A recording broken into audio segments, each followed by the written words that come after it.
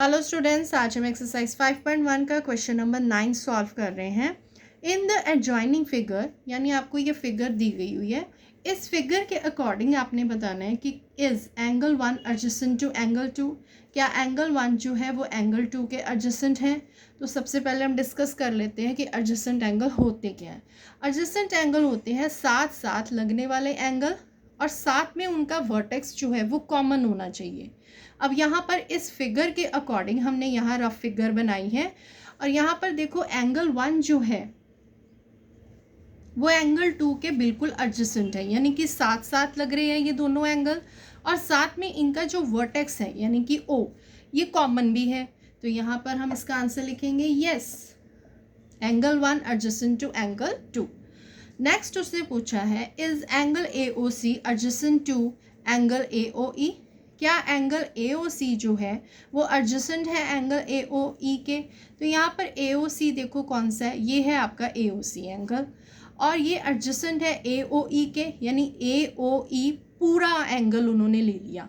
तो इसके AOC के एडजेसेंट जो है साथ लगने वाला एंगल जो है वो है COE, यानी कि ये वाला। लेकिन इन्होंने ये पूरा एंगल ले लिया AOE, यानी पूरे एंगल में से ये एक एंगल उन्होंने सेपरेट दो बना दिए उसके एंगल।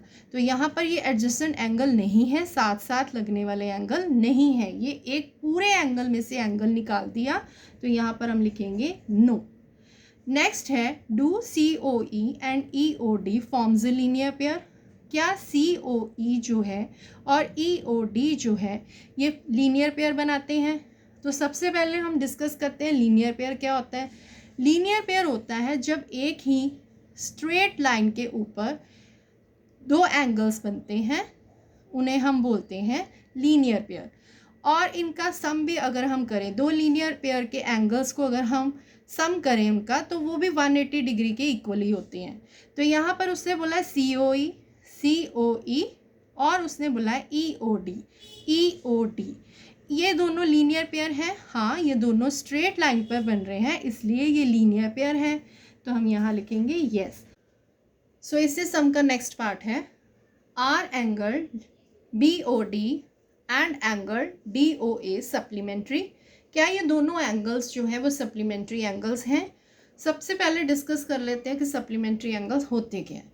सप्लीमेंट्री एंगल भी हमेशा स्ट्रेट लाइन पर बनते हैं, और अगर इनकी मेजरमेंट प्लस की जाए तो वो दोनों 180 डिग्री के इक्वल होते हैं।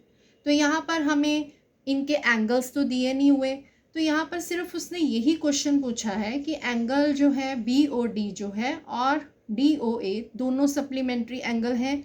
तो यहाँ पर आपको हिंट है कि स्ट्रेट लाइन के ऊपर ये दोनों एंगल्स बन रहे हैं, यानी कि ये BOD और DOA ये स्ट्रेट लाइन पर बन रहे हैं, तो ये सप्लीमेंट्री एंगल होंगे। तो यहाँ आप लिखोगे यस। नेक्स्ट है हमारा part is angle 1 vertically opposite to angle 4। क्या एंगल 1 जो है वो वर्टिकली ऑपोजिट है एंगल 4 के? सबसे पहले अब हम डिस्कस कर लेते हैं कि वर्टिकली ऑपोजिट एंगल होते क्या है। जब दो लाइन आपस में इंटरसेक्ट करती हैं तो ये वाला एंगल जो है वो इसके वर्टिकली होगा, यानी ये वाला एंगल इसके वर्टिकली होगा, और ये वाला जो एंगल है वो इसके वर्टिकली होगा, यानी ऑपोजिट एंगल्स जो हैं वो वर्टिकली ऑपोजिट एंगल होते हैं।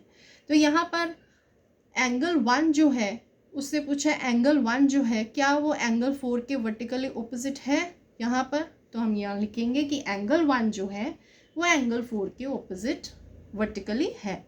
तो यहाँ पर आप लिखोगे yes, angle 1 is vertically opposite to angle 4। Next question उससे पूछा है what is the vertically opposite angle of angle 5, यानी कि जो एंगल 5 है इसके वर्टिकली ऑपोजिट एंगल कौन से हैं?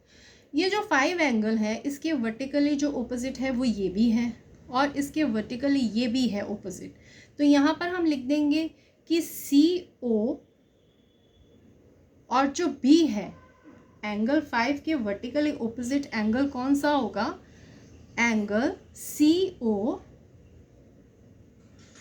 COB, ये इसके वर्टिकली ऑपोजिट एंगल होगा।